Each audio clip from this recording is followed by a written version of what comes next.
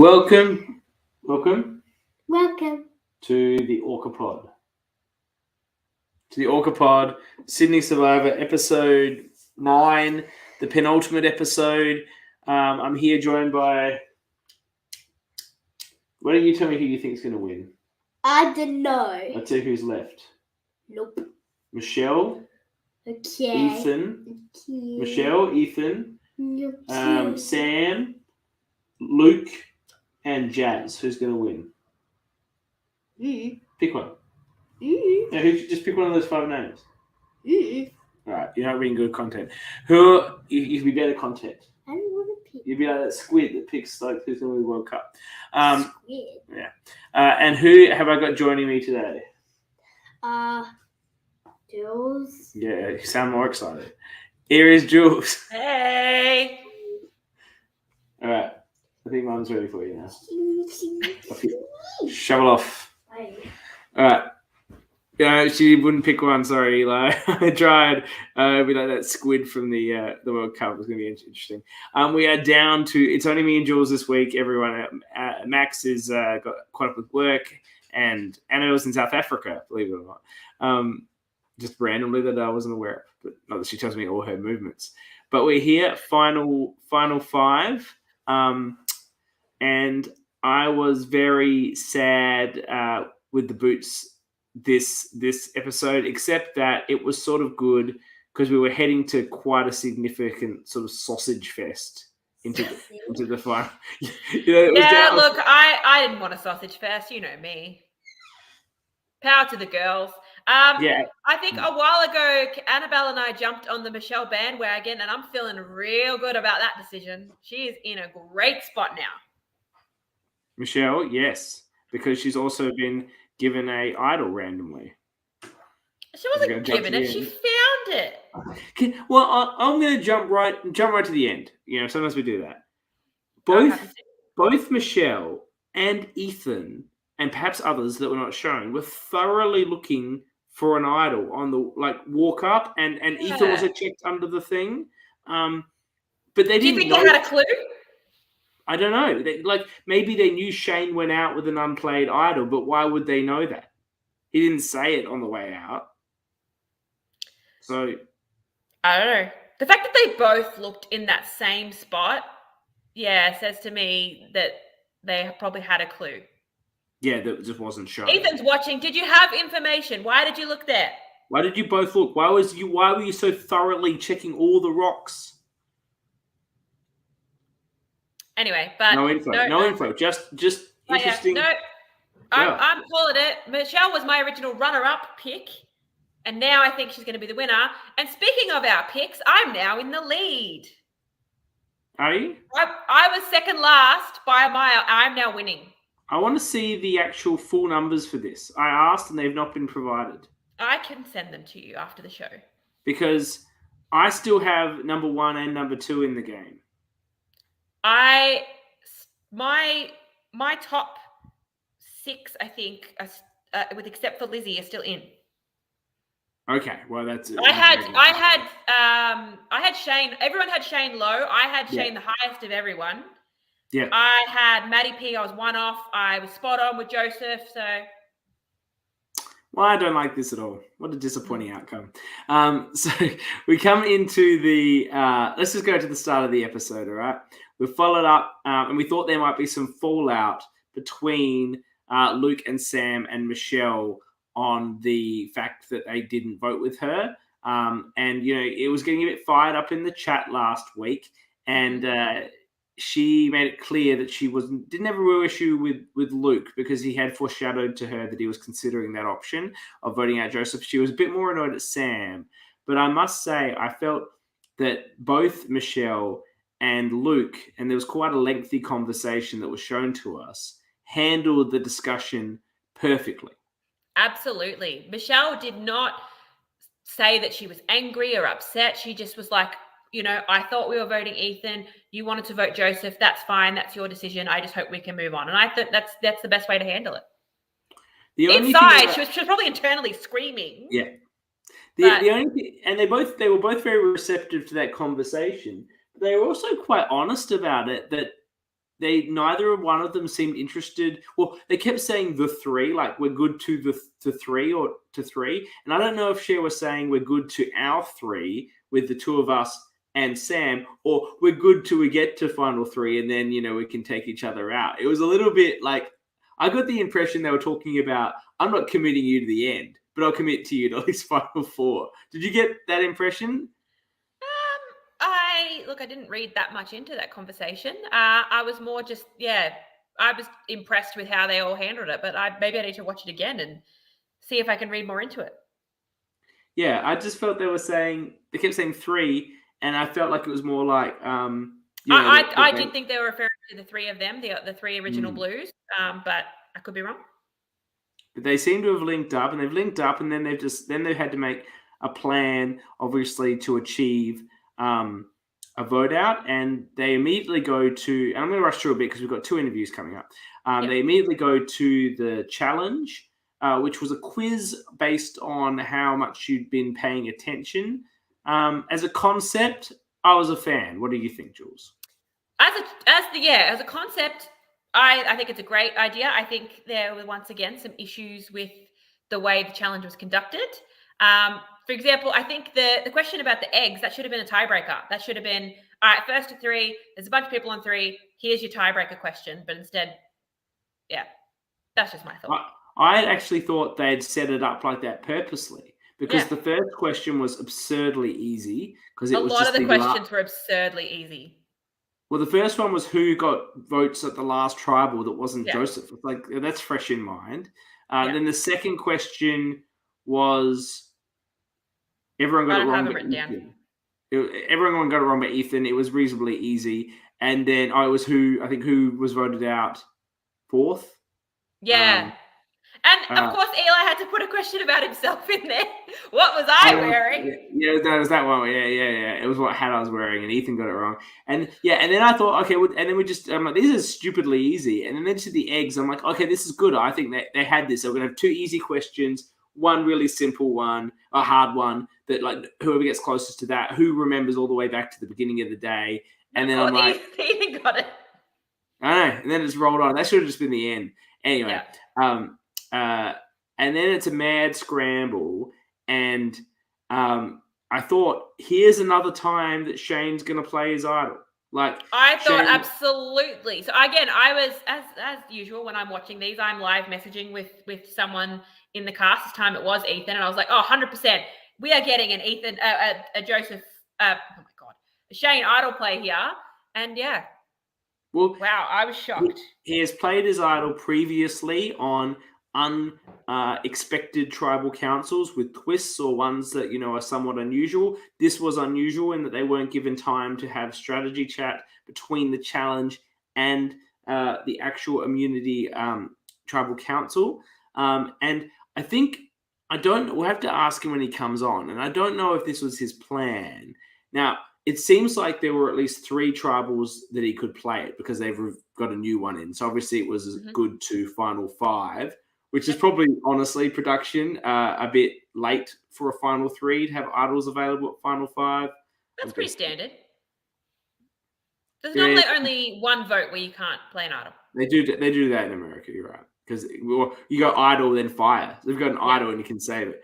But what in my view, Shane's best move, probably at that point in the game, would have been to use his idol as like, I've got an idol and I'm going to play it at the next one, and then not play it, and then play it the one after that. Like when you're getting that sort of like close, that's how you could probably best use that idol.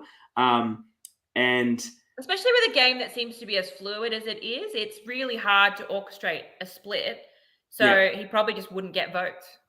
In fact, he could have stood up in that tribal council when everyone was talking and running around and said, I have an idol. Guess what? A 3rd idol. I'm going to play it because this is nonsense. And then not stand up, put it on, sit back down, hello. And then not played it and played it at the next one. I reckon that could have actually worked really well for him.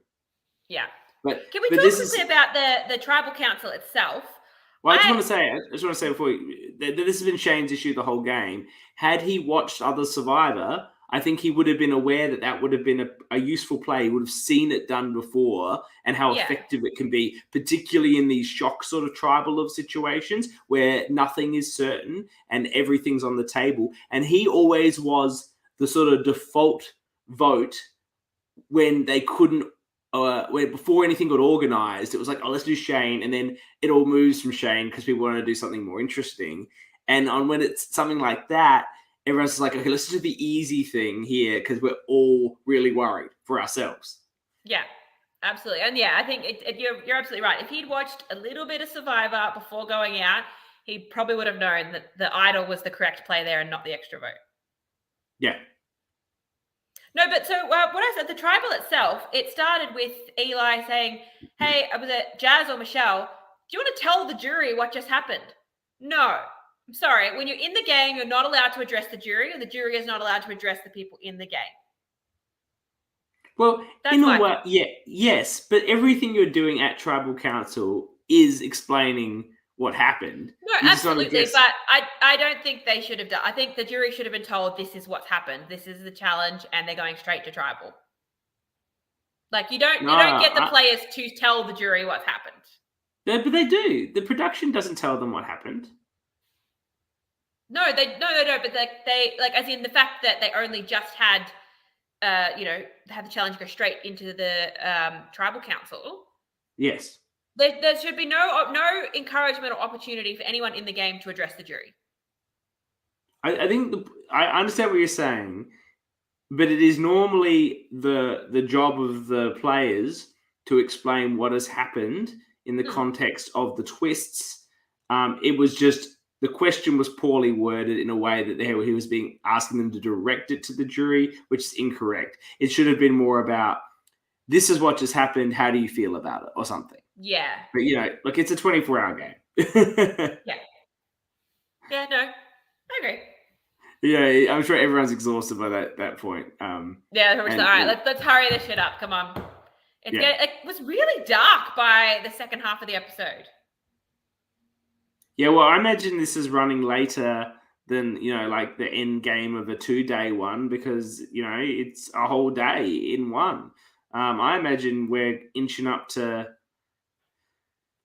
8 p.m. or something. I don't know, 9 p.m.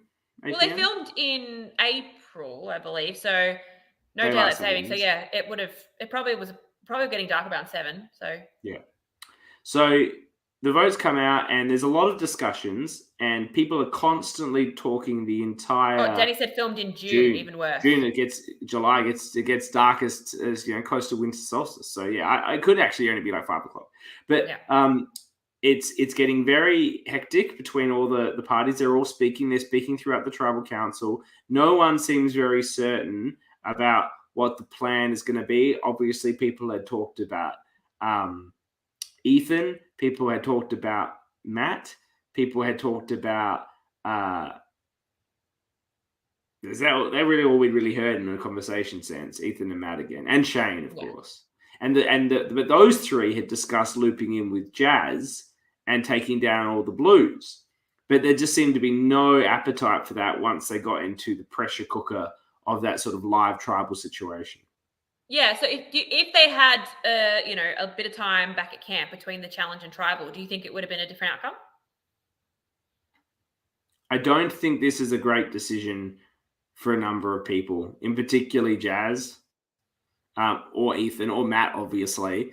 I think that their best interest would have been to vote Luke. Yeah, so I felt that this was not the right decision, and I feel like if they had more time, to reel in a Jazz, or for Shane to perhaps share that he had the extra vote and let's make a big play, or even his idol as well, potentially, that there may have been an opportunity for a bigger move. But I feel like the problem is people like all three of them, Jazz, Ethan, and Maddie P, have been fighting so hard for so long to stay in. Of course, Jazz came back from the edge as well, that it's just sometimes so much easier to do the safer move. And look, I think they're all game players, but when you actually don't have any real time to discuss a plan or see what other people are doing, I think you would just get into a self-preservation mode and you're just shit scared about yourself getting taken out by this twist. Yeah, no, I definitely agree. I think, the limited time, just you go with what you've gone with, and we've got this 4 deal, we're going to stick with it. That's who we're going to vote. I think if they'd had more time, they would have made a different decision. And it's you saw it we saw the immediate results. We'll talk about the second half of the episode soon. But Maddie went, and the Blues, like the Reds, had taken control. The old Reds had taken control by actually voting out another old Red, interestingly, in Joseph. But they'd done that, and of course the big move on Christy and Danny. At merge, so they were in the power position, and they've simply handed it back. Really, I feel, to Luke and Sam and Michelle, who've grouped up. The really interesting thing, and I was going to bring in Shane soon. He was here, but he's popped out again. But we'll grab him when he comes. So we'll just jump ahead slightly. The really interesting thing I find is that would those 3 go to the end together? Like, it's not really in their 3 interests to go with each other. Well, at this point, who do you want to go to the end with? Because I think with the 5 people left now, I think they all have a case to pitch.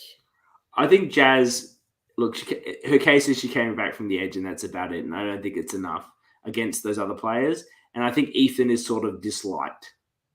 Yeah. I think people might begrudgingly vote for him, like, because he's been such a big player the whole game. But if you put him against an actual player, someone else who's played a good game, maybe more subtle, but a good game, which I think you can say for Sam, Michelle, and Luke, all 3 of them, they just might like them more. Yeah.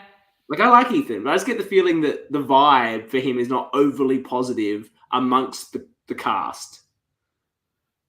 Like the threats, the big plays. He's shown a bit of ego. And also like he's got a bit of the dodo edit, I guess, of like the fucking up with the idol nullifier and a few things like that are going to really and work it's against a bravado him. in all of that. Such bravado, which is great TV. He's been like the most entertaining character, and maybe they do want to vote. Maybe they do want to vote for him. You do have people there are people on that jury that would consider voting for him.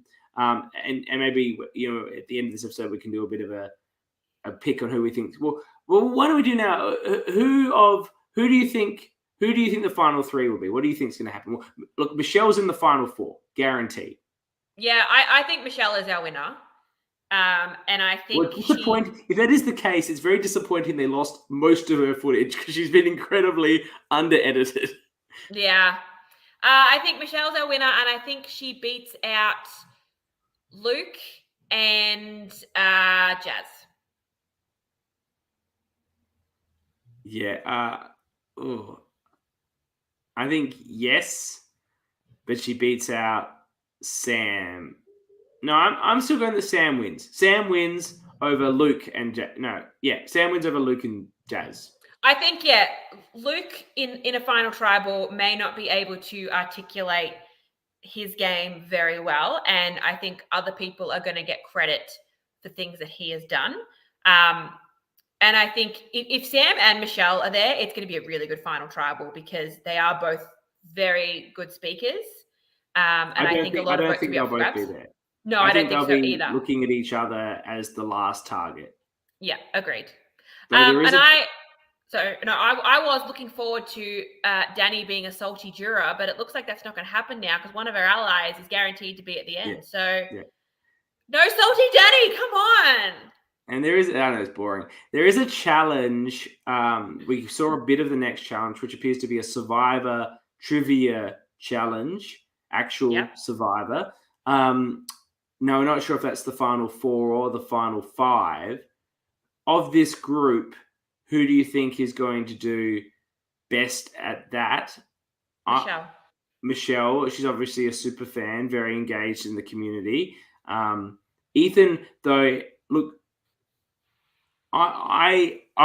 he's binge watched 30 seasons of Survivor in 6 months before this. Now that means he does have 10 seasons he hasn't seen plus Australia, so he's got a lot of gaps in his And knowledge. also, if he's binge watched them, he's going to mix things up. So if it's questions like who was the second person voted out of Africa, all his seasons are going to be combined together, and he won't be able to remember. Look, I'm not so sure. It depends how your brain works. Like, I had a niece that's a very young niece. She's older now. She's almost like an 18-year-old. But she was in love with Harry Potter. And I used to, she'd love to take me on the Harry Potter trivia games. And I used to know Harry Potter trivia back to front. But it had been years since I read the books, where she's just reading them. So, like, the little minutiae are gone, and she beat me at the, like, Trivial Pursuit. Okay. Well, yeah, my money's on Michelle. Well, how quickly could you answer the question that they gave us in the preview? I answered it right away. It was who was the first unanimous winner? It was Earl. Yes. That's right. I would be good at that challenge. You're good for the Survivor challenge? Oh, yeah. Some trivia? And just Sam, ask the people in my org. I was good at that challenge too. And I don't know if, I think you did do one. And I don't know if Sam is a big trivia guy. I know he made his own season, but that doesn't mean everything, you know. Like, I wouldn't put Liz in a Survivor trivia challenge. Like, Sam, trivia guy? Not a trivia guy. I don't know. Jazz strikes me as a bit more of a cash. I agree. Yeah. I do remember on our interview with her, she did say that she was a fan, but she doesn't strike me as someone who has, gone back and rewatched seasons. She's someone that just, watches it when it's on and that's it. Yeah. And how good it would have been if Shane was in the trivia challenge. 0 points. That would have been classic. Well, he's here now. Let's bring him in. We can talk about how he would have gone in the trivia challenge. Bring in the man, the myth, the legend. He's brought in so much entertainment this season. It's been so fascinating to watch him play a game he'd never even watched or considered before. But it was incredible to watch this journey, advantage after advantage after advantage. What a star. Let's bring him in. Shane, welcome to the show. Hey. How are you? Good, mate. How have you watched any Survivor now, or was this Sydney the first Survivor you've ever watched? So I got hounded by everybody to watch the Australian Survivor that came out after we did this. After we had our day doing this, and I think I watched the first episode. Yeah, that's about it. Yeah, it's not for you. I figured, no, not for me. No. Yeah, I tried, but it was like it was an hour episode that I felt like I could have watched in about 17 minutes, and I'm like, it's a bit like that with Australian Survivor. Look, it is. Look, it's the way it is for some people. There's some sports that I love playing that I can't stand watching. And I'm sure lots of people are like that. There's some people just love to play the game; they don't really like to watch it, and that's fine. Now, how could you believe the amount of advantages you kept finding in this game? Were you shocked, or were you just felt like, no, I'm good at scavenger hunts, I can find stuff? Oh, a little of both. I think, I've got good at scavenger hunts, but I mean, the very first one, the egg hunt, I almost didn't get it. I saw it, but then, and just got it before the Danny. And then the idol, I legitimately lost my gloves. I just need my gloves. You were actually looking for your gloves? I was, because I'd just been up around that area for one of the confessionals, and I'm like, I'm cold, I need my gloves. Went up and then found it, and then went back and found my gloves in my pocket. So maybe I'm not good at scavenger. Well, and then of course, let's talk. You in that first tribe.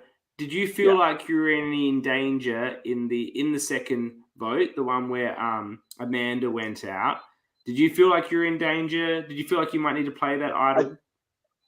I felt like I was in danger because I kind of got stuck in confessional for quite a while there. So everyone was doing all their chats and working out, obviously had all their plays, and then I walked away from, having my chat on camera and like, oh, that took really long, Shane. What was going on? I'm like, I don't know. Just trying to play dumb. Like, I know she just kept asking me questions. I didn't know what was going on.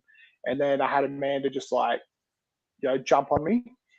And it was literally, as we all know, Leah kind of orchestrated all that well. And it was literally as I was walking up the steps, Leah's like, Amanda, she's did what she did. And I'm like, yeah, she did come to me and say, vote for this person.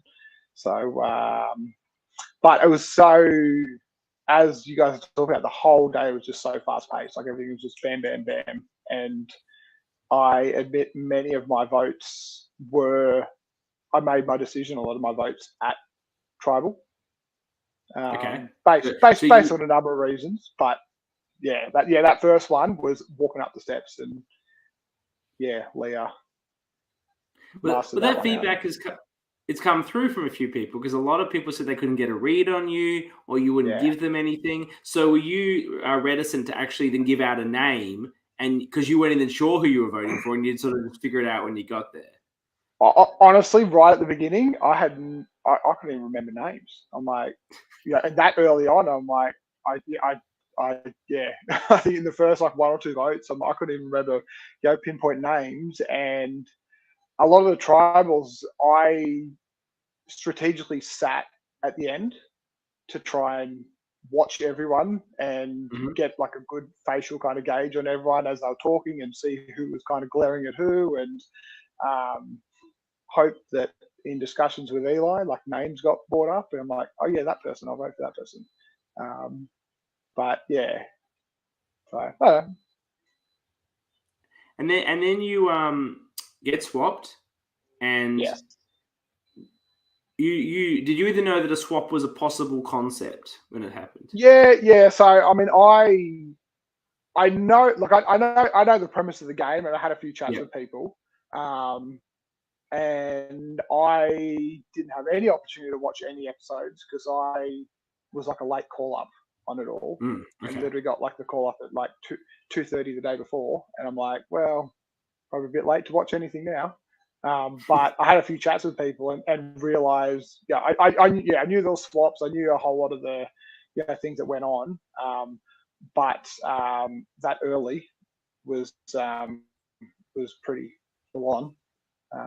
And realize that during the swap, I was a minority with me, Joseph, and Leo being, 3 and 4 on the new tribe. So I figured that was not going to work well for us. And how shocked were you when they were all searching for idols? You'd been doing a confessional or had been at the bathroom. You come back, you walk straight up and just snatched off that tree. How did that feel? How was that moving? That was well. I remember watching the episode back, and I could see the look on my face. I'm like, I remember at the time, I'm like, oh shit! I bet like everyone's looking right at me, and they've just seen me find it. And I made the split-second decision to like own up to everyone because I had already known that my previous tribe knew I had something. So I'm like, okay, well they knew I had something and I was hiding it. I need to try and I need to not start off with these guys.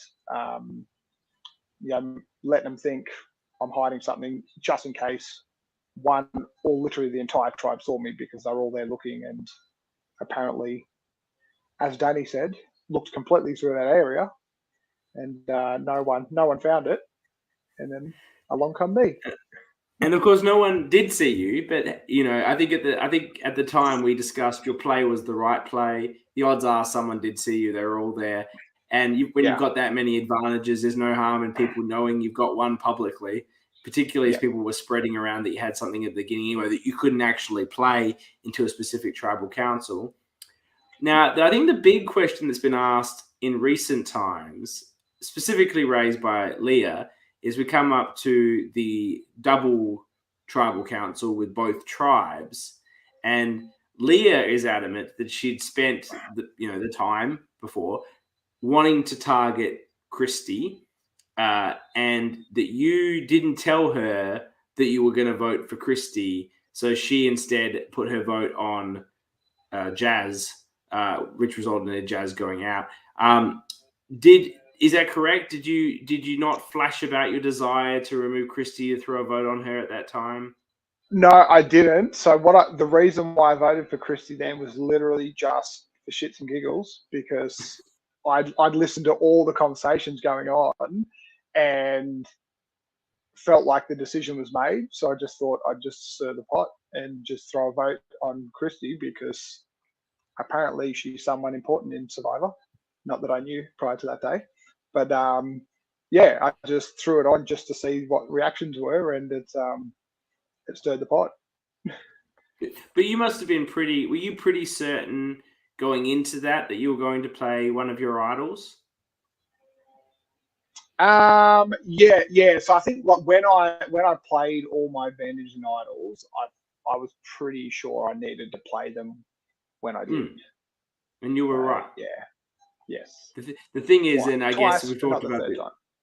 Yeah, well, we can get to that. But the thing on this one, we talked about on the show, is that it's a difficult situation, but because you hadn't watched a lot of Survivor before. But obviously once, and I know how quick it goes. It's so quick, so you don't get the time to think about it. But once you knew that you were probably copping votes and you were going to play an idol on yourself, then you and one or two others did actually have a lot of power to pretty much vote out whoever you liked. But there's a lot of thinking processes to go through there. And that was what was annoying Leah, because if you just told her to vote Christy, then you guys could have voted out Christy. But, it's a lot going on, and I appreciate that. Yeah, it's literally so fast, so quick, and just trying to, you do a challenge and you'd have 10, 15 minutes to, at tops, to have a chat and work out what was going on. And I just kind of gauged who I believe everyone was voting for. And then, that one was, I figured, you know what, that person's going, Jazz is going. So I'm like, yeah, I'll just throw my vote away just to see what happens. And Christy and I had a chat afterwards, and we had a good laugh about her reaction after all that. She's like, this fucking guy, what the hell? Well, it was great. The only person who was actively trying to get her out was the one who didn't know who the hell she was, which I thought was hilarious, because they all should have been trying to get her out. But that gave you, I think you played the move after that really, really well, which was when the Blues, the Reds voted for you, Ethan, Jazz, Marlene, they voted for you, and you're like, well, I'm done with them. You weren't really loyal to them in the first place, but you're like, well, I'm certainly not going to work with them now, because they just all try to vote me out of the game. So I'm with you, Blues. And the Blues are like, look, he is with us, because what else is he going to do? And so you throw the vote on Leah when she goes out. No points trying to make it a 4-3 or whatever. They just vote her out, show your loyalty. You roll into the merge. You're in a good position. You get the paired up with Joseph. And you've obviously realized, I'm in a big twist now. This is a huge twist with this paired destinies. And I'm sitting here with this legacy advantage I've had for 6 rounds or 7 rounds. Was that an exciting moment? Like, oh, this is going to be perfect for this one. Yeah, it was. I mean, I wasn't 100% sure when to play that and how. And then obviously Ethan just, telling Joseph, I want Shane gone and I'm going to play this. And then, that clearly didn't work for him, because I saved us both. So, it was a perfect time to do it. Now, we talked a lot about on the show that we felt the legacy advantage shouldn't have been playable on that twist, because we thought that it was obviously you'd pay it there. When you only got 2 places to play it and one of them is such a twist like that, you're going to use it. If it wasn't playable then and say playable a bit later, would you have used perhaps your other idol at that tribal, do you feel? Well, I mean, but based on how it obviously turned out, that one of the main reasons why I did use it was because Joseph come up and said, "This is what Ethan said," so I knew I had to. Otherwise, it was gone. So yeah. And you remained adamant that Christy was the best target at that point.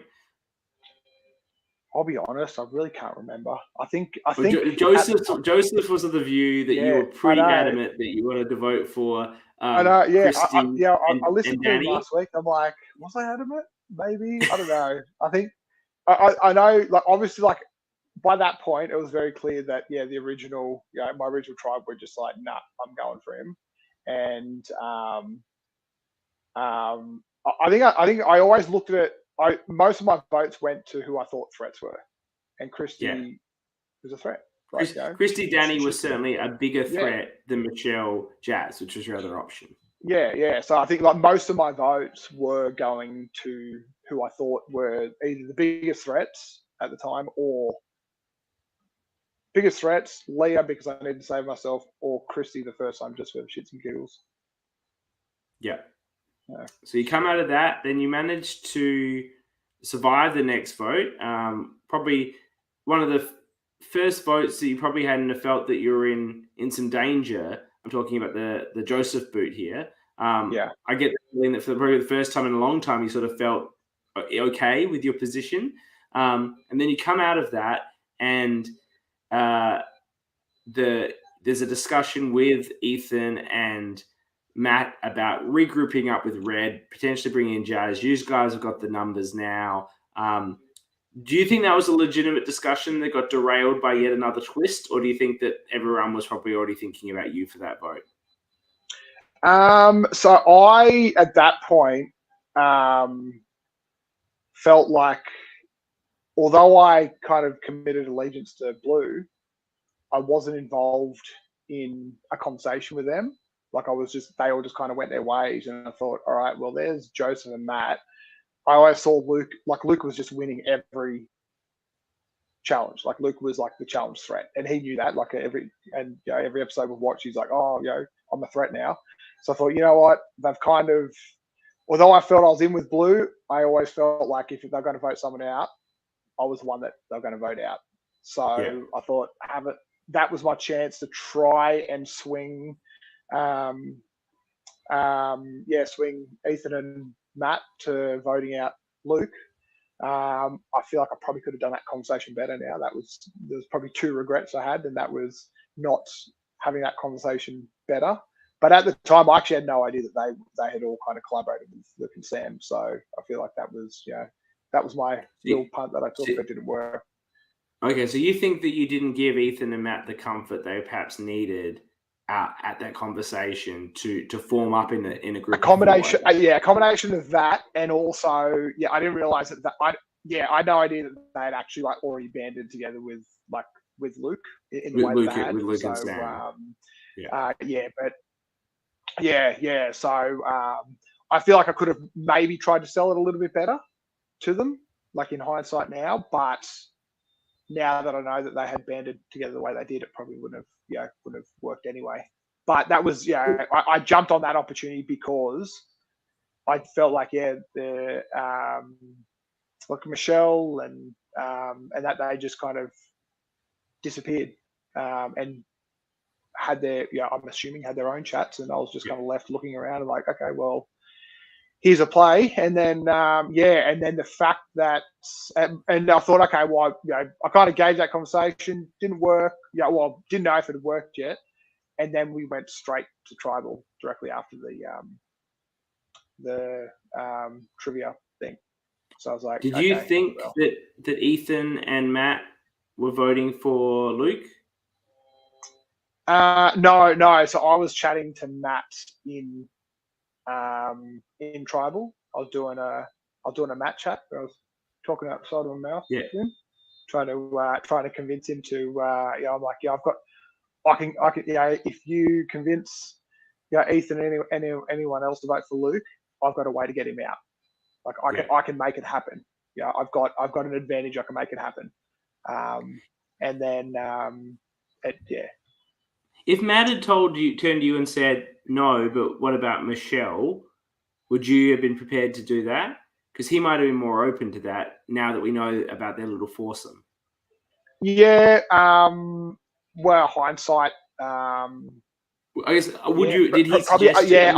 I think because the whole thing was, during that time I got really nothing from anyone on who to vote for. Like I got nothing from Blues.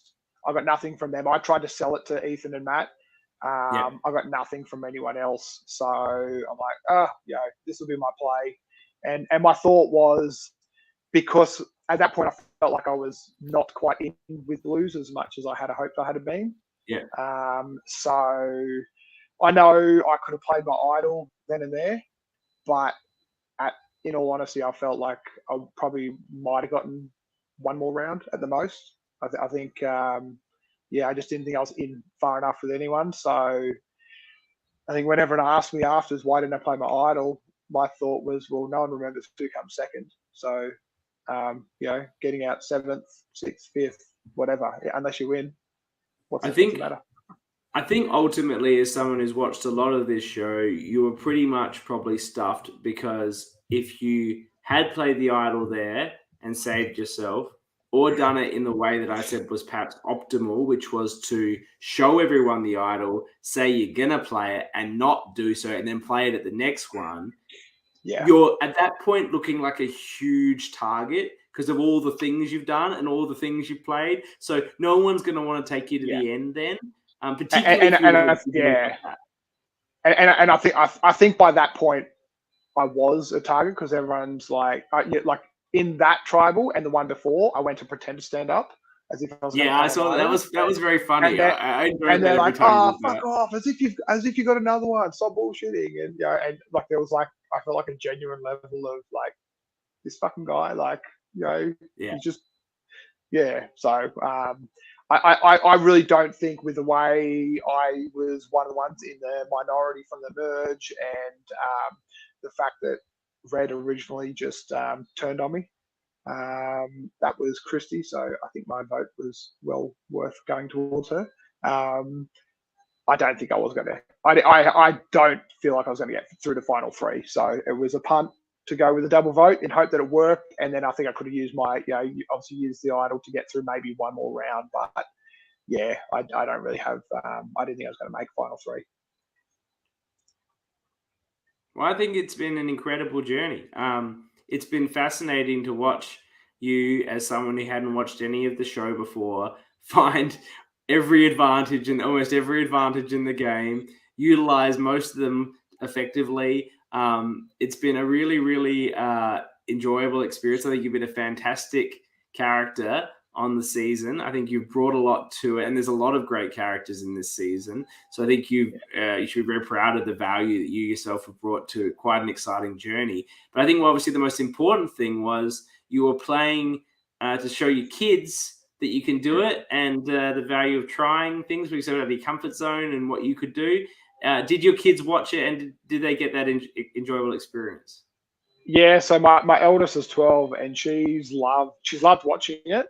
But it's funny. I've chatted to Eli about this since, and she'll watch all the actual challenges, and she's like, "Oh, now the boring bit where they just talk to each other. I'll just come back when they're voting." Yeah, if the kids are like a survivor. Yeah. Whereas, everyone's the opposite. Like, everyone's like, fast forward this challenge. Yada yada the challenge. Who cares? Yeah. It's another kid's puzzle. Yeah. And I mean, just the whole kind of like period. Like I applied for it just for because it popped up on Facebook, and then I got interviewed, and I tried to like fake my way through the interview, not letting anyone. No, I never actually announced to anyone until I got voted out that I'd never watched the season. Like, okay. So I just tried to fake my way through, and then I went overseas, and then like literally like a week and a half before I was on the other side of the world, and then got the call up 12 hours before, 18 hours before. So it was all just a real quick, like bam, bam, bam, it all happened. And it's just been so cool to meet as many people as I have from such a wide community. And like I've said to everyone, like in our group chat, like it's just so cool to meet such a wide demographic of people that are just find that one thing that's just brought everyone together. Like everyone's just like massive Survivor nerds that just like love it. And it's just been really cool to now be part of that tribe that hopefully don't vote each other out from here on out.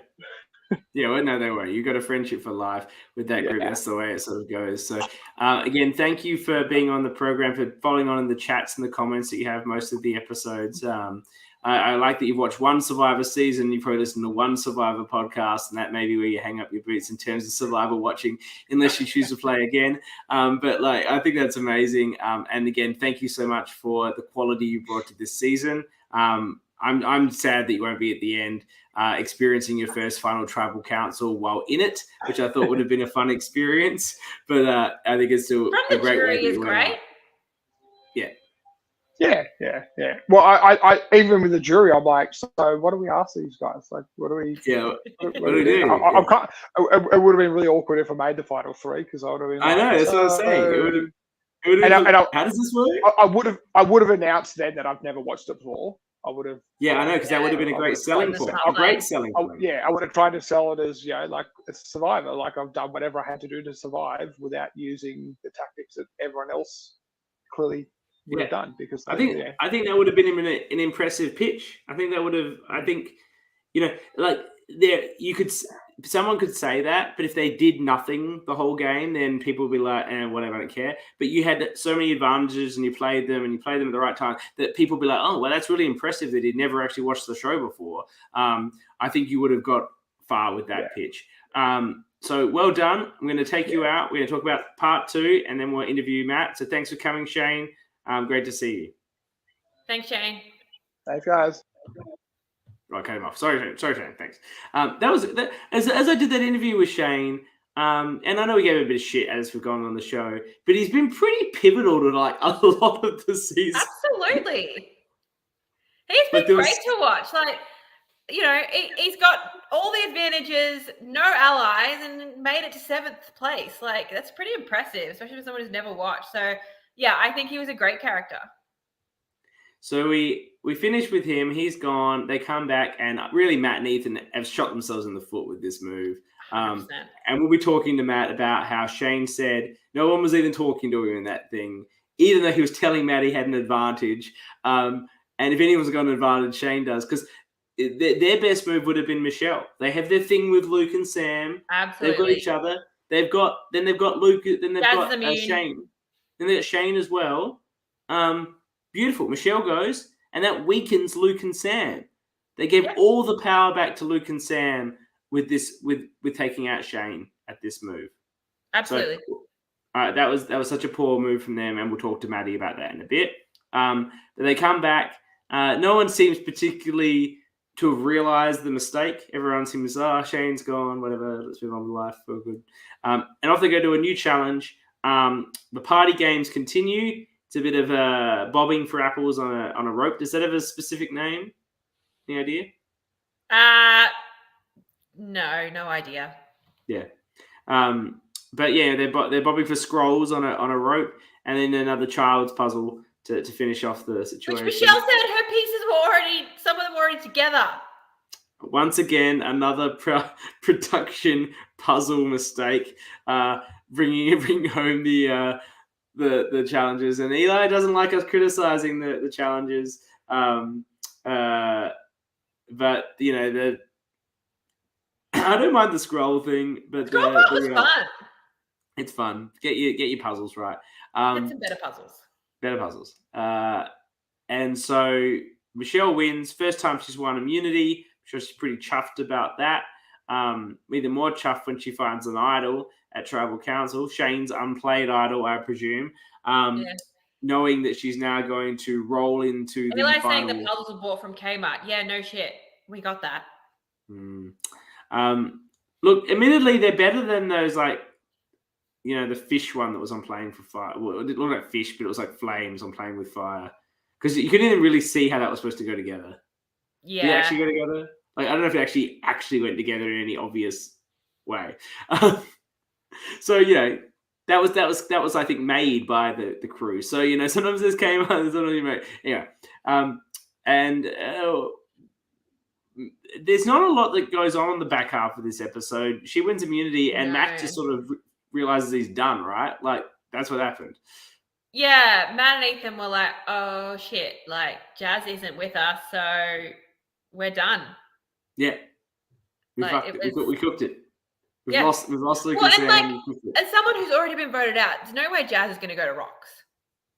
No. So, like, why would she vote with Matt and Ethan? There is no reason for her to. No, and they had Shane in his extra vote. They were in a wonderful position. And then I mean, like at the final 6. Yeah. At Matt's vote, like if Jazz had stuck with Matt and Ethan, it would have been rocks. And like, no, why would Jazz do that for those guys? So That's what I mean. Yeah. We go back one more with with Shane's extra vote, and then Jazz is not going to rocks, and bye Michelle. Mm-hmm. Well, no, they would have taken out Michelle at that vote instead of Shane. Yeah. But whoever they would have got rid of, No, Michelle would have been the most logical. I can't see Ethan and Matt. They think they've got a 4 with Sam and Luke, so they're not going to do. Michelle's great for them. They've still got those guys. They've still got their 2. Now they've got Shane. Jazz is an option, and Michelle, who's tight with them, is gone. That's why it was their best move to keep Shane at that one. Yes, no, absolutely, I agree. But they're cooked, and Matt just seems to know he's cooked. It's just like it's done. They've regrouped up, and I don't know if they told him it was going to be him or what. But ultimately it came to. I said that Matt would make it to the end of this game. I said he would make it to the final, which he hasn't. I said he would make 7th, so I was only off by 1.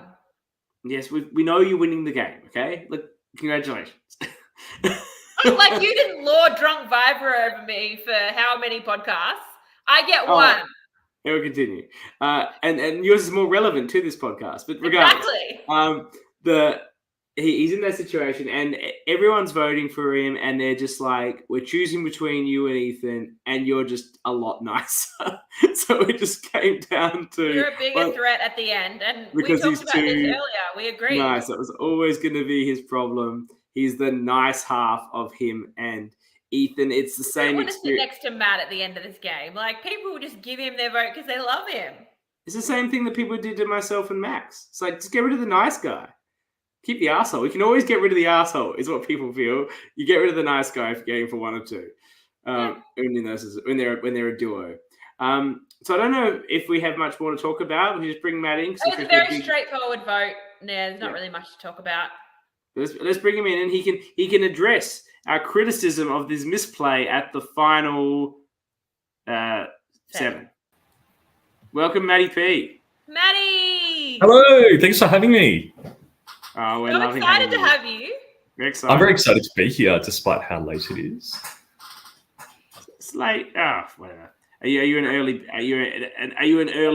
to bed person? Is that how you manage to keep such beautiful skin, even though you're older than me? Look at our faces. Look at me. Look at you. I do sleep a lot, and everybody who knows me will attest to that. But no, I'm usually nocturnal. But I'm actually unwell at the moment. I think I'm getting tonsillitis, so I hope my voice will endure to. Well, we got lots to talk about, and let's start with what we were just saying. Why the hell didn't you make a better move at Final 7? Yeah, that was. Hindsight's a wonderful thing, isn't it? It's a beautiful thing. Like, I because Shane was whispering to me, and he goes, "I have a way of getting Luke out." So but effectively, what he just said in his interview, then, he had a means to get Luke out, but he didn't tell me what it was. So I'm like, is it an idol? Is it like I didn't know? But then I was kind of thinking back, and even if he did play the extra vote, and I did manage to speak to Ethan and we put 4 on Luke, Shane would have still copped 4. We would have gone to a revote, and my survivor brain isn't that great. So I don't know what would have happened at that point. I don't think anyone would have flipped. I think there's like Shane and Luke would have been ineligible to vote, and then it still would have been 3-2, I think. Is that correct? Yes, actually. I can't process that right now. You are correct. He is actually correct, because Shane can't cast his extra vote a second time, because he is one of the people that can't vote.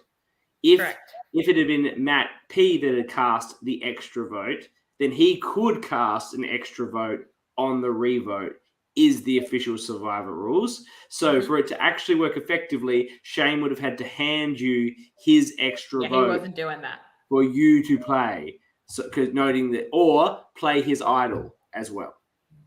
That's what he just done. I think the idol play would have been really fun to see pan out, because I didn't actually know that rule about the extra vote either. So there are big gaps in my Survivor knowledge, because I've watched nothing pre-season 40 of US Survivor. My explanation of what would have happened has never actually eventuated. It is just the understood rule. Ah, interesting. Okay. Well, let's hope it happens one day. Maybe in an LRG in Australia. Yeah, it could have happened right then. But yeah, it's never actually happened. It's been discussed by enough players with the rule books that they're given at the start of the game that is the actual way it would apply. Good to know.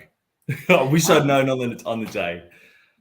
Well, going back to the very start, you saw Christy and the shocked Pikachu happened.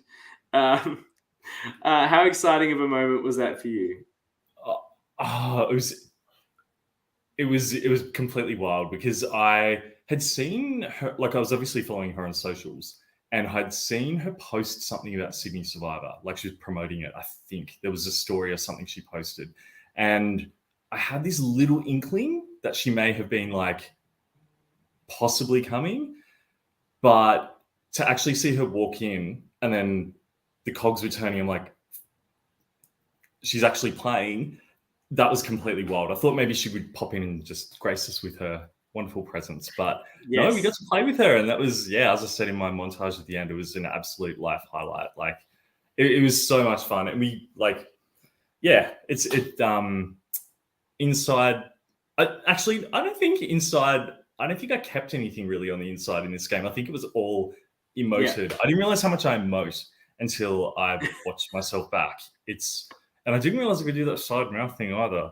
I just have been doing it for years. You did that a lot.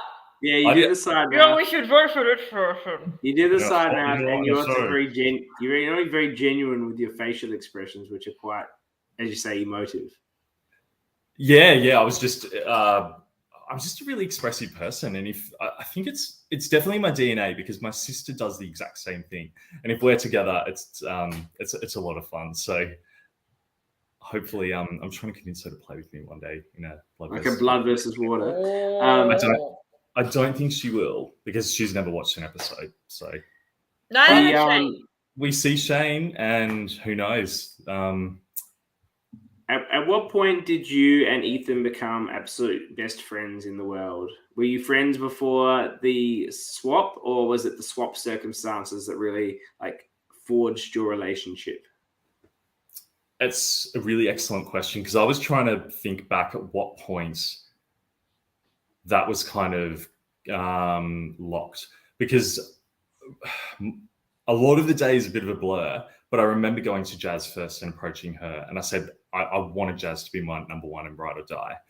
And then Marlene kind of was with Jazz, and then I remember Ethan being there, and we were kind of starting to just chat. And then depending on what happened with that first vote, he obviously copped some votes. I wasn't a part of those conversations, so I didn't know that there were any votes going on him. I thought it was because you were at the end of the line. Yeah, I was closer to Leah, where all the okay, so you did. Oh, so who did you think was getting voted out when they told you to change it? I thought it was Shane because we all clocked that he had this advantage in his pocket. It was very visible, and we thought, look, logical vote, get him out with the advantage, and he didn't play it, he couldn't play it. I think it must have been the legacy advantage. He couldn't. It was the legacy advantage. So it was definitely the swap that solidified our kind of duo romance, Tide Destiny, unofficial Tide Destiny for the entire bloody day. And then you go through the experience of losing a lot of challenges. You're there with Christy. You got the Reds. You end up in that scenario where you're losing. You haven't won one since swap. You then go to the double tribal. And did you know that Ethan was going to play his safety without power on you? Yes. Before he did it. Okay. So you were feeling pretty comfortable going into that then? I remember I'll backtrack a little bit around the losing part. For anyone watching, wouldn't recommend. Not much fun. I was so drained by the end of that day, and I'll comment on that a little bit more later. But around the conversation, because when that was the sandbag challenge, yeah? Yes. From memory? Yes. Because you might have noticed I kind of let that go pretty early. I definitely threw that because I was like certain there were going to be loads of physical challenges coming, and I'm like, my arms. You weren't expecting an assortment of children's puzzles and child party games? I was not. So, yeah, I was certain there was going to be a planking challenge because I've spoken to a few people from the community, and it seems to be a fairly common challenge that LRGs throw in because I'm like, it's cheap, it's free, It's quick. people are not going to last longer than like a couple of minutes, so it's Melbourne Survivor 2 did a like a wall squat sit. one, a wall sit squat one. Ooh. I Yeah, wouldn't so agree with you're right. That sort of physicality is easy, but it's endurance. It's who's got the skills to last. Yeah, And it would have been fun because like it was muddy as heck up on that hill because that was the week when Sydney had all that rain. We got the one sunny day, so we were really fortunate in that respect. And I think that I was just expecting that. So through the sandbag challenge, knowing that Ethan had his safety with that power, but then I never really thought through, oh shit, what if he doesn't win immunity? Then one of us may have been screwed at that point. But yes, I think one of you would have been in trouble. But when he won, I started that conversation immediately. I was kind of being a little bit extra dramatic around how certain I was that I was going to go. And I said, look, they're definitely going to come for me because like obviously we're seen as a two. They want to bust us up. You've got immunity. I don't. And then I kind of quietly spoke with him, convinced him to play it for me. In the edit, you actually see him offer to give it to me, but I purposefully wanted him to play it for me at Tribal Council because I wanted me to seem less in power. Like that was a strategic. No, I think you even said that in confessional in the episode. Yes, I remember I called it my move. You wanted it to be his visible move, not yours. And I'm curious, why did you think it was his move and not my move? Because I thought that was my move because effectively I don't think anything juxtaposed my game. Oh no, it is your move. It just you made it sort of look No, like it was I think the criticism that I gave you was that you said this was my big move. I was like, is that a big move or is it just a move? It wasn't big. I just got excited. I actually did something for a change. I think getting someone to play an advantage on you at a time they don't have to play it is a solid move. It's whether you can later convince people. It's like, well, I convinced Ethan to do that, and then it's like, did you? Like, I don't think you convinced him to do it. Like, he probably already wanted to do it. Like, it's sort of like you convinced him, but he was already going to do it anyway. So it's like, because it made sense. It made sense for him to do it. So, like, how much convincing do you need? Do you think you really had to convince him? Was he on the fence? Look, not really. I think after a couple of minutes, he was like, yeah. But he wanted to give it to me. I didn't want to play it for myself. I didn't want to play it for myself because I wanted to keep the heat off of me. And the advantage that gave me as well was I, in Joseph's words, forensically combed the entire bloody camp. Like I was like snaking my way down from the top of the hill all down to the bottom, and I did not find a thing, which you saw in the edit. Do you mean once you left the Tribal Council? You mean? Yes. So after he played it for me, I wanted to get back to the camp and look for idols. Like that was the strategy behind that. And so I was searching. Didn't find anything, but then that kind of confirms that the red tribe idol had been found. And that was the kind of the genesis of my hellbent like mindset of trying to get Shane out, which ended up being my ultimate downfall. Yeah, which was the tribal where you were going on about Shane having an advantage? That was at the double tribal, right? That was Ethan. Ethan doing it. I wasn't antagonizing anybody. Yeah, Ethan was doing it then. That's right. You were both into just sandbagging Shane as much as you possibly could. But you needed Shane in the end. I know. Free karma. It's we got what we deserved. So you go into that last challenge. Well, there's the great bit where you're at tribal. You're waiting. You're excited. You're jumping around. You're not going to get voted out, and then you see they come back, and both Jazz and Malene are gone. Is that what you thought? Was that a surprise? Did you think that was a possibility? Yeah, well, it's interesting because I was talking to some of the other players about this, and I don't recall, for whatever reason in my mind in that moment, I thought there was one player from each tribe going. I don't know why. That was how the rules worked. Is that That's what I thought? thought. Yeah, that was my interpretation. And so seeing them both leave, I was like, damn, like that wasn't ideal, because then, obviously we were down to our 3 alliance with Christy. And if we'd lost, it would have been really tricky. Is that what you want to say? Wouldn't it have just been Christy? I don't know, because I've spoken at great length with both. Ethan's heart is breaking right now. It's breaking in the chat. Well, look,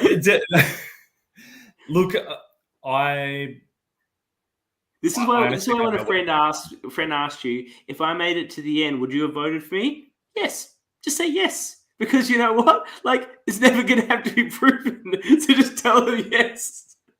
No, but I think, like, realistically, something that I really like, I learned so much playing this game. And look, just a second. Are we getting hit? His heart is broken. WTF. You know I was with you. You knew I was well, with you. I know. You just said before that it's going to be a hard decision. But watching how well Christy plays the game, he's deciding, he's become reassured in himself. He's reassuring himself. Richard's Matt was voting me out with myself and Christy left on red. He's reassuring. He's adamant you and him would have voted out Christy. Matt seems less adamant. All right, continue, Matt. No, because I didn't realize this until watching it back, but it was locked in with me, like locked. You didn't feel that you were as locked? I did. He was my ride or die through and through. But had we got to that situation where we ended up with like, where fortunately we didn't end up at, with having to vote someone out, our iconic trio. Given how well Christy had played and how well she was managing people from both sides, like seeing like and being a part of her social game, it really blew my mind. Like, I think seeing how good, like she was next level. And I think you said in one of your earlier podcasts, CK, was like, she was playing 10D chess. We were all just like doing our thing. And I was just trying to get through each vote. So but I'm trying to get what the crux of what are you saying here? Are you saying that you might have voted out Ethan, that she might have duped you into voting out Ethan? Like, potentially. Ethan says here that you pinky promised and you cannot. We did. You can't break a pinky promise. I've never broken a pinky promise in my life. So you cannot break one. It's an unbreakable bond. It's illegal. So you wouldn't. So I'll save you seat in hell. But basically, my conclusion is you wouldn't have voted out Ethan, but you don't know what sort of black magic Christy could have worked on you that might have had you just do something stupid and disadvantageous to yourself. Is that where we're going with here? But depending on the pitch, like, because I'm genuinely trying to think what would have happened, and like the logical thing was vote Christy because Ethan and I were tied. But depending on what she pitched and whether she could pitch that she could bring me into their alliance, like that she was working with the Katoon before. Yes, I think that could have. She may have even been able to sway Ethan and vote me out. Like that could have been a possibility. She would have hustled. I think you were the swing, and yes, I think her pitch would have been, she's got the power, she's got numbers. You are less threatening without Ethan. You come along with me. You two of you are a bad pair. You're very threatening together. People are going to want to split you up. You're already split up, and then you come with me and my numbers. I think you get along really well with Sam. I think you get along really well with Danny. That would be the pitch, right? Yeah, and it's interesting because I felt I sat out a challenge really early on. I think it was the second one. And I think the blindfold child's puzzle. Yeah, so me, Shane, and Sam sat out, and we were having conversations up there. And that was when I first started kind of making like a game relationship with Sam. And it was a bit of a bummer that wasn't in the edit, because I think that was what made me think I could trust him. And so that's why, obviously, when we got to final 6 and he voted for me, sad face. Just close this one out. Ethan, I'm confident that it would have been a hard vote for Matt, but he would have gone with his heart, and it was to keep me and vote Christy. And then he further says, I was never voting Matt out. I told Christy if we lose, she's done. That's not a surprise that Ethan told someone he would vote for them. So it was clearly going to be Matty P in the middle, and Ethan wants to live in the fantasy world that you would stick with Christy. But having said that, I think that's why Ethan and I is unlikely a pair. Like his archetype was kind of the player I did not want to work with, but then it ended up working out to be brilliant because I think it made good TV. Were you entertained? Yeah. Absolutely. And honestly, it was great TV. And really, you can go in with, I want to play with this sort of person, I want to play with this person, and whatever. The person you want to play with is someone that you think is actually loyal to you and that you are in return loyal back. And it really doesn't matter what a sort of player they're. If you actually trust them and they trust you, then that's the person you want to play with. It doesn't matter who they are. And that's truly what I had with Ethan, because I think he was like, I'm a very emotional player. Like Mark called that out in an earlier podcast, and that's just how I play. And it's really hard to deviate from that in a game. And I emotionally, it would have been really hard to separate that and vote for Ethan at the 3. But I think that's probably what my game is lacking, that kind of ruthlessness to do something like that. That's what I said at the start. You don't have killer instinct. Yeah, I couldn't do it to him. It would have broken his little heart. And look, I couldn't. It would be a brutal move because he just saved you with an advantage that you didn't have to do. You've just caused him to mismerge, and you burned me for the freaking survival winner. That would be near hard to forgive. Like, that's not the sort of thing that you get over in a day or two. Like, it's the sort of thing that's still festering later on, I feel. And that's the thing, CK. I think, look, real Survivor playing for $500,000, it would have made complete sense to do that because that could potentially be a winning move. But in an LRG, I value the fact that we're now really good mates. And I've got a little brother from another mother that I never ever thought I would have met who lives in the Blue Mountains in Sydney. So it's very hard. And I think if you look at LRGs across the board, to find people that are actually willing, you think, oh, you've only known them 10 hours, you've only known them like 2 days. It doesn't matter. No, you build this bond really quickly. And to savagely destroy someone and their dreams when all you're playing for is pride and dreams, you have to be a real bastard of a person. And it's so much easier to get voted out by people that weren't your allies, that weren't your friends. As long as you're the people that people break you, the people are going to vote you out. But if the people that you actually thought were close, like for me, I didn't really care that Chloe or Brady put my name down because I didn't feel close to them. But if Max or Annabelle had ever written my name down, could we still be the level of friends that we are now? I don't know. It's very different like that. So I think you made the right choice. And I love your point. I think you referenced that in your podcast 2 or 3 weeks ago around the fact that you wouldn't have voted for Max in Melbourne. I can't remember the details exactly, but that's it. I think, look, that comes before everything else. Danny would hate me for saying this. Winning is not everything when it comes to LRGs. I think the real, winning is always everything. Which is probably why I'll never win. I think there's a level of forgiveness. Probably why I'll never win either. I also believe there's a level of forgiveness at final. It's time focused. Boot someone right before merge, hard to forgive because you're I could have been at merge and you took that away from me. But first boot, hard to forgive if you've got a relationship because no one wants to be the first boot. But again, flip it, final 4, final 5. Yeah, there's an understanding that it's everyone's game now. And everyone's here to play. That's how I felt playing orgs when you play for 30 days, and you really do build relationships with people, long-term ones that you think are real. It's those sort of times that can hurt more than others, but there's always an understanding that at final 5, it's the finale. Let's go. Yeah. Oh, sorry. No. I was saying, plus you want your friends on the jury stumping for you. You don't want them sitting next to you in final 3. This is true. And looking at the jury, I don't even know. Yeah, that's another conversation for another day. Jury management is very difficult, I find, in the full cast jury it's very difficult to like manage it, manage the numbers, manage the votes. You just got to hope for the best. So you get to the merge, paired destinies, and you guys are together, which is iconic. You guys both repeatedly said in the episode this was the worst outcome, but it wasn't. You found idols aplenty. Was that like a deliberate like I think it was great that you were together.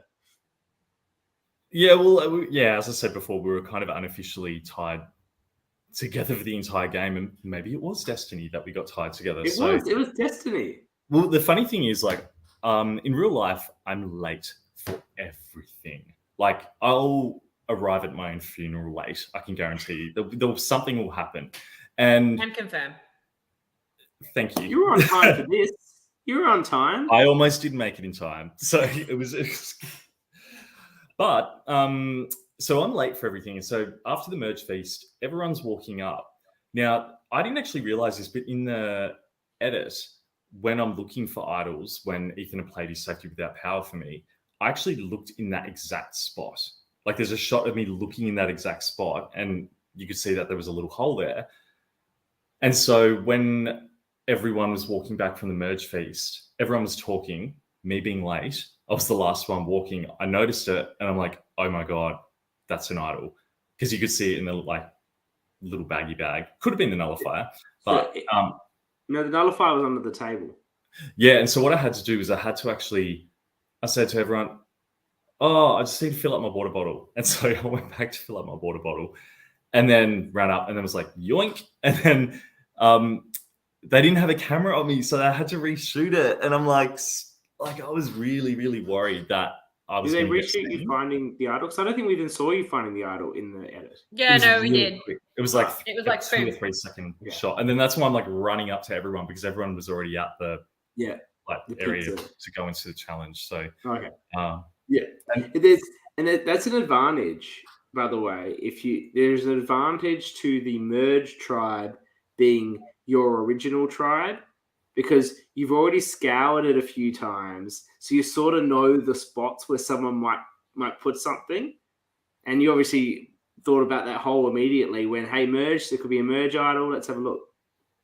Yeah, and I was just really, really lucky, but it was really visible, like it was very, very clear, it like stuck out, like I don't want to say it on a podcast. Yeah. Watching. My niece may watch this one day. So you got the idol. Ethan's got his idol. You're rolling into this tribal council feeling very, very excited. And then Ethan plays the nullifier, doesn't even open the bag. Were you surprised that he hadn't even opened the bag? Yes. I thought he would have looked, because a lot of this happened. Like we were apart, and I think that was the beauty of having that kind of ride or die. We could kind of go off and do our own thing, and I was having conversations with other people. I didn't know the Joseph conversation happened that came through in the edit, where it was like looking like he was doing an illicit drug deal or something. Yeah. And yeah, so I was surprised. Yes, I was surprised he didn't open the bags. He certainly had it. He told Christy about it. And so I knew Christy knew, because we had a 3-way kind of little, obviously, alliance going in Bullaborough. But I didn't know he told Joseph about that. And had he not told Joseph, I don't know what would have happened. But I think we were definitely playing it because we knew there was heat on us. He was definitely going to. And was there a discussion about who would play? Because you both think you've got idols. He's standing up first. Was there a discussion about that? I don't think so. Not that I can recall. He wanted to play his. No, I remember why. He was definitely playing his because, to my knowledge, only Christy knew about it. But the one that I found, I only told Ethan. So I didn't want that to leave. And he'd already told Joseph as well. So yes, it makes sense that he's the one that's. But the question for Ethan, which I don't think from Ethan, he's now asked, he's doubting your whole relationship now. If we were, I don't understand how this can even be asked. 'Cause there's too much. You can't ask that question. Because it's like, if we weren't tied together, would you have played your idol for me? Well, it depends who Matt's with. Is Matt immune? Like, is Matt sitting there with Christy? Like, if you're sitting with Christy, it's like, no, I'm playing the idol for me and Christy because, like, I think we're going to get voted out. Like, you know, is Matt sitting there with Shane? Well, then, and Shane. Okay, here's my example for you. Okay, here you go. You're paired with Shane. Ethan is paired with Anyone. anyone, I don't care, right? Shane plays the legacy advantage, so you're safe. Are you now going to play your idol to keep Ethan and whomever he's with safe? Yes. There you go, Matt. There you go, Ethan. The romance is back. Like there was no question about that because he was my closest ally, and I couldn't even though it may have been detrimental to my game because he was such a target. Yes, I would have played it because in my interview for the show, I actually said I would have loved to have played my idol for somebody else. That would have been really fun. But also, like, a close ally is better than an idol, in my mind.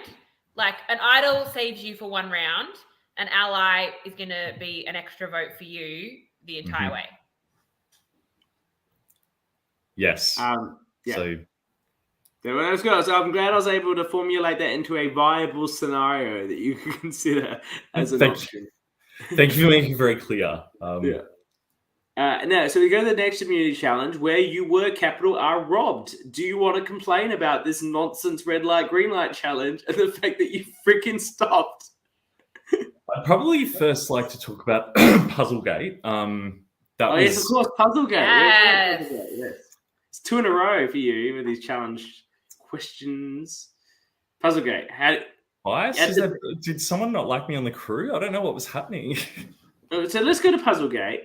Because I found it was interesting the conversation. You were checking the puzzle, and you were obviously like, I can't solve this without checking the puzzle. So that's why you spoke to Luke afterwards going, how did you solve it so quick? And he's like, anyone could have solved it. Anyone who got there, 5 seconds, boom. That's like his answer. And are you sitting there going, I'm confused. I'm doubtful.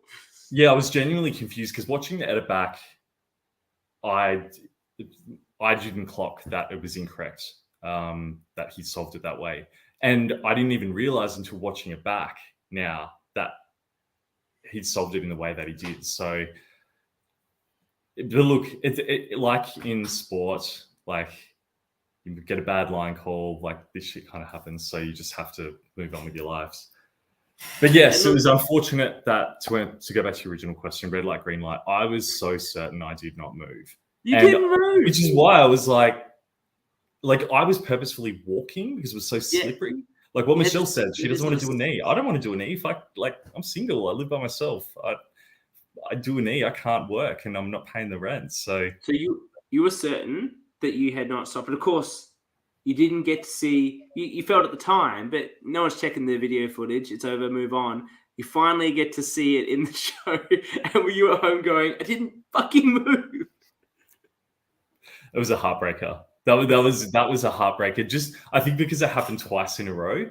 I think the previous one was more important. The puzzle, because the implications of that would have completely changed the game. But I think red light, green light. Even if I did get immunity, I don't think it would have changed the ultimate outcome of the game because I think it probably would have done. I probably would have still voted where I voted. Joseph was a sensible vote for you guys in that one. I do feel, look, I don't think you moved. I'm not saying you moved. But as I said last week, your stopping was so good. Like, you were literally like a statue. I don't think you were even blinking, right? And on the time they called you, there was maybe the slightest movement in comparison to all your other stops. But I still feel it was a better stop than any other stops people were doing. So I think on your scale, there was a slight move, and maybe that's what attracted their eye. But it was such a borderline call when other people's stops were like far more, not as stopped and still given the green light, so to speak. So what you're saying is that I handicapped myself with my own brilliance. Yes. Correct. Exactly. Okay. Dang. And also for that guy that was looking straight at you and just going. Yeah, he was savage. And then Luke's there, and Luke's like, and he's like, yeah, and like just lets him through. I'm like, come on. And that's the most salt you get from me for the rest of this interview. No, that's good. It's so good. And so you formed the bond then with Luke and Sam, and I thought this is the 4. What a great 4. Mm-hmm. I did too. I thought it was legit because of that chat I had with Sam earlier on in the day. I thought I had a pretty good read on him. Luke also changed quite a bit. I remember, I think it started with that chat coming back from the puzzle. And I thought we were locked and loaded, but yeah, they outplayed both Ethan and I. And the way they outplayed you is not at that vote. Joseph was still the right vote there. It's the one we got to just before we started with it. Did you have any inkling that there was a necessity for you and Ethan to remove Michelle? Because that was the key move for you guys. No. So up until this point, it's interesting because there were two players I barely spoke to. And that was Danny and Michelle. And Michelle was she was playing a brilliant game because she was basically invisible, super under the radar, but she was still she had the numbers. She was playing an incredible game. And I don't think I would have clocked it, to be really honest. I don't think I would have clocked breaking her up from the Blues or taking her out. You couldn't see how close she was with Luke and Sam? No, I definitely could see they were locked in as a 3 at that point. But I still think I probably would have gone Luke if I had an option. What do you mean gone Luke? Taking him out? Oh, yeah, voted for because that's who Shane wanted to vote for. Yeah, well, that would be fine. Tribal. Yeah. But I did I answer your question? What did you ask again? No, I was sort of my thought was if you take out Michelle, you've got Shane as an option, you got Jazz as an option, you still got your foursome with the boys, you don't have to break that up. You don't really owe anything to Michelle. And what we asked Shane before was if Matt had turned to you and said, no, I don't want to do Luke, let's do Michelle, would he have been on board with that? He's like, yeah, whatever, I don't care. No one was talking to me. I would have done Michelle. Potentially. But as I said, she was playing so well. She didn't. And I think Shane probably wouldn't. I don't know. Did you ask him earlier? I can't remember. He did. He says that he's been a stubborn player. So, it's all retrospective. But he says that he said, I would have voted for whoever Matt wanted me to vote for because no one was talking to me at all. No one was giving me names. Yeah, and my understanding of that was I didn't know my name came up at 7. That watching it back, I was like, ugh. And and I think as I said, I was just hell bent on getting Shane out because there was something about him I had a terrible read of him the whole day, and I think him finding that initial advantage on red, and then I thought that he was actually a super fan, but he was lying. Because I swear, I know Shane said earlier in his interview that he didn't tell anyone, but I swear that he mentioned it at some point. Or it could just be my aging brain. Ethan said in the comments earlier that he asked Shane who was Shane's favorite Survivor player, and he just didn't give an answer. So maybe it was things like that you were this guy's trying to pretend. And because there's the perception that if you go on an LRG, you must be a super fan because what the fuck else are you doing there? Who are these people that play LRGs that aren't super fans? I know, unless you drag someone along in a duos game or a blood versus water theme, then you would safely assume that everyone has some level of knowledge. And generally, especially men as well, often there's, because sometimes it can be hard to get a cast of women, someone's sister, cousin, friend, hey, you want to play this? It's a fun game, come try it out, you get those people. But generally there's a bazillion white men lining up for these things. But that doesn't mean they didn't get cast. He was so good as a cast member because he didn't know anything. He was unique. Yeah, and I have to think about it because I'm Survivor's obviously a social game. We were all chatting away. I got asked who. Pretty good response from Shane. They're all pretty good. All 468 of them. They're all good. Is that how many there are? Something like that. Wow. So where was I going? What was? I lost my train of thought. I have no idea. Sorry, Shane came in with the goods. I had to put that up. Where were we? I felt like I was on a good. It's all good, Maddie. Do you have some questions, Jules? No, I think you've covered everything. I just want to say that I love you and I'm so excited to talk to you, but I wish it was a bit later in the season. That's all. It is what it is. I overperformed because if you look at it on paper, I was the second least experienced person after Shane in terms of like knowledge of Survivor and the game. Because I think at this point I'd only watched the Australian seasons. I don't think you don't need to be a walking encyclopedia of Survivor trivia, as long as you've seen some of it. You do for the next immunity challenge, just FYI. Sorry, what was that? I said you do for the next immunity challenge. Oh no, I think as long as you have sorry. some knowledge of how the game works in all elements, then I think that it doesn't matter. Had you played the one day? Was that the Melbourne one day? Or was that after this or before this? That was February last year. So that definitely, I think from a gameplay perspective, that was helpful for me. And they had my destinies in that as well, which was wild. Did you feel you played a lot better in that, having played this one day? Played better in Melbourne or Sydney?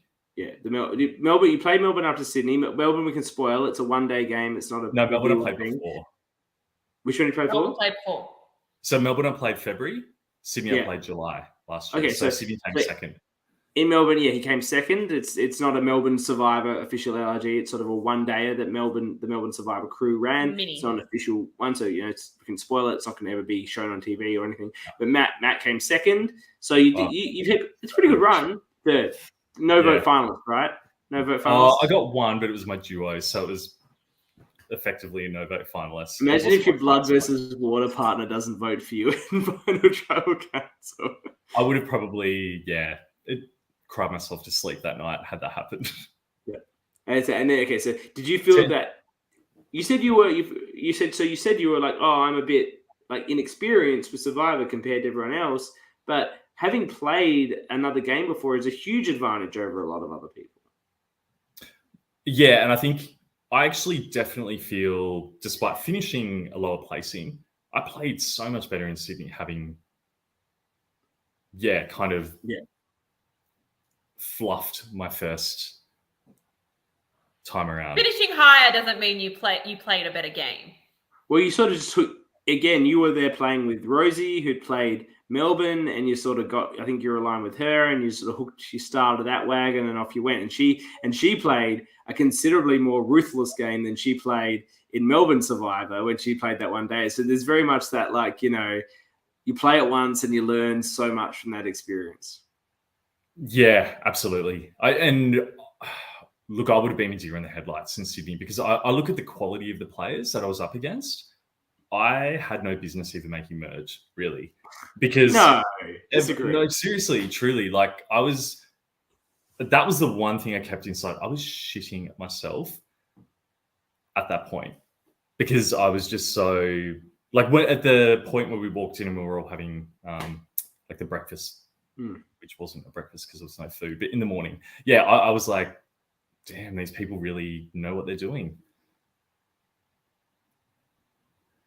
And they did, and you knew what you're doing, though. This was an amazing cast. I've really enjoyed the cast in this season. We've made a lot of jokes about a production's expense in terms of kids' puzzles and whatnot, but it is a first season, and it's a pretty exceptional first season, and I think a lot of that is brought on by the quality of the cast. Lots of twists. I don't mind twists. The cast are playing around the twists really, really well. It's part of the game. It's very interesting, and I've really enjoyed your journey and Ethan's journey. I sort of feel that Ethan is sort of the MVP of the season, but that your story with him, your partnership, has been the most compelling story in the game over all of the episodes. I've been rooting for you, and I think that very much. I think a lot of people would have. But there's the underdog story, and you know, people like seeing a partnership that thrives in Survivor, and I felt that you guys have delivered that in spades, and it was incredibly enjoyable, your story arc across the 9 episodes, and Ethan's still going. And, you know, I'm hoping he gets to the end and you can be championing him from the jury, but we'll have to see. But, you know, it's been incredible. And I just want to thank you for bringing such quality programming and enjoyment to this season. It's been fantastic.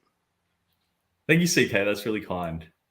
Especially coming from you, like such a massive fan as well.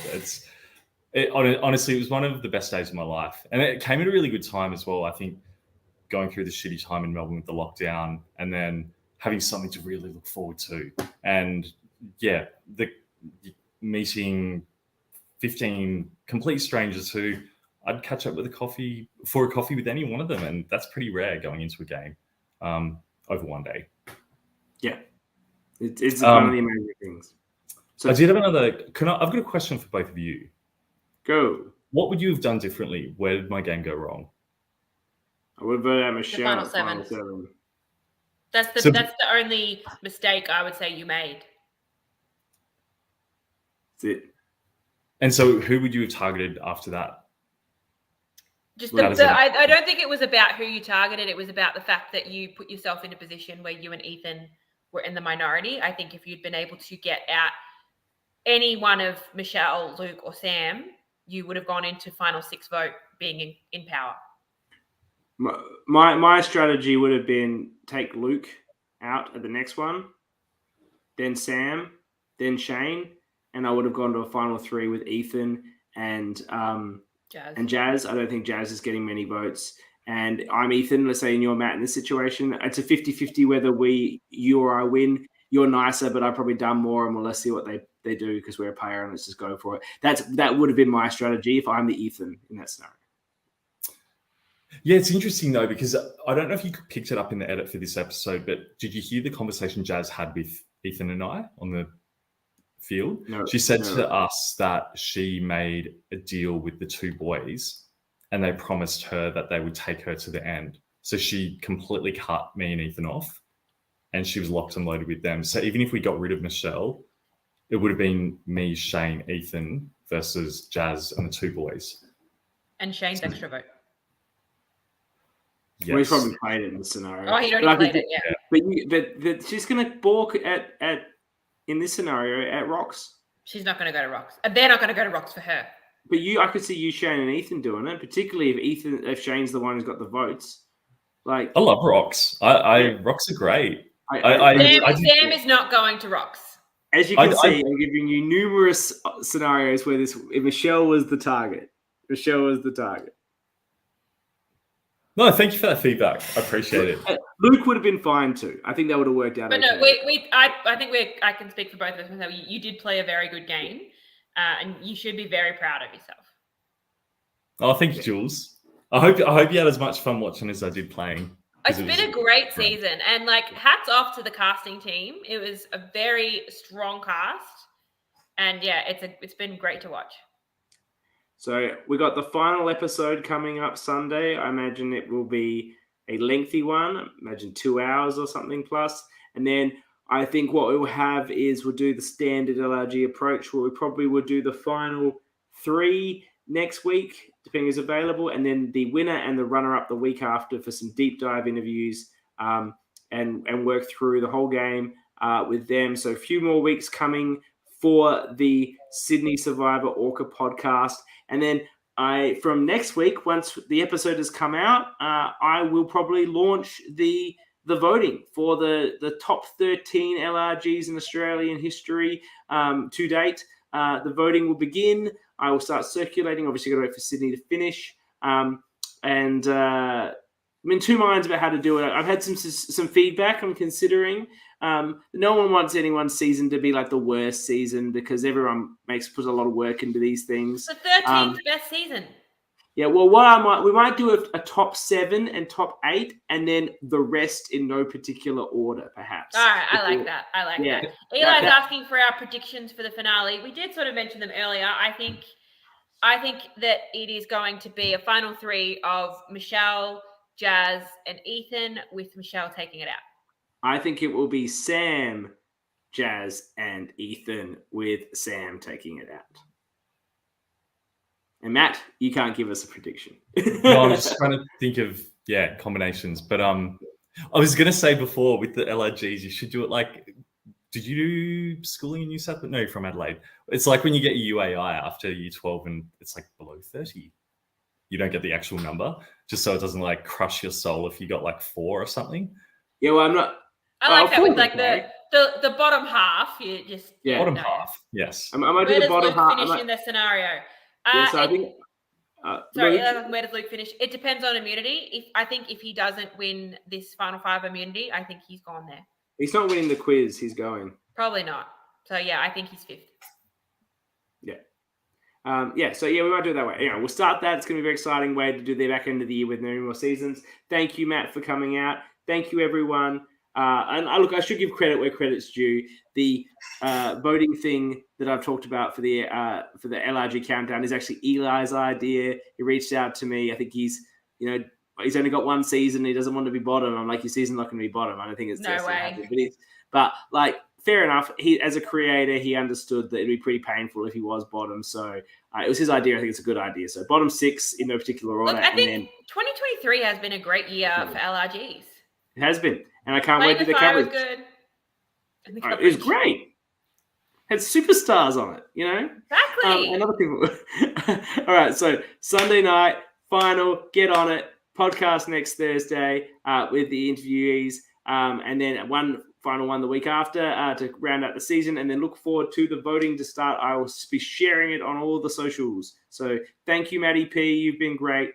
Thank you, commenters, as always. One more question while I've got you. For a filthy noob like me with watching other LRGs, where should I start? Well, this is going to be the good advantage of the countdown. So maybe I was going to cut this off. After the votes are cast, we will then announce what the first one we'll be covering is and give you 2 or 3 weeks to binge it. Oh, okay. And then you watch it. I'll be on that journey with you, Maddie. I haven't watched that many of them. Yeah, so that gives everyone a chance. There's lots of people in the community, and you don't have the time to watch all these things. So we'll say, this is the first one we're doing. Go and watch it. Then we'll cover it in 2 or 3 weeks. And then at the end of that one, we'll announce the next one. And then that'll be 3 or 4 weeks away again. So this is going to go over a couple of, probably to the end of the year, maybe a bit into next year. But we'll take the time for people to catch up with a binge and then join us for what would be a long deep dive podcast. That'll be a really fun podcast. I think you'll get quite a few people watching and commenting. Great idea. And we'll get lots of different guests for different ones as well, and maybe do an interview with the winners. People that like some of the earlier seasons, they've never, had like winners. Eli's asking, will it be 1, 2, 3, or just one vote? No, you'll be putting all 13 in an order. And we do that at the end? No, at the start. I know, so you can't vote for them all. So just vote for the ones that you like. Yeah, I know it's a tough thing. Yeah. I guess I could don't have to rank them all. All right, that's a good suggestion. I think you about can that work too. on that. Yeah. So anyway, look forward to that. See you all next week for the final season finale. Thank you, Matt. Thank you, Jules. We'll catch you soon. Thanks again for having me.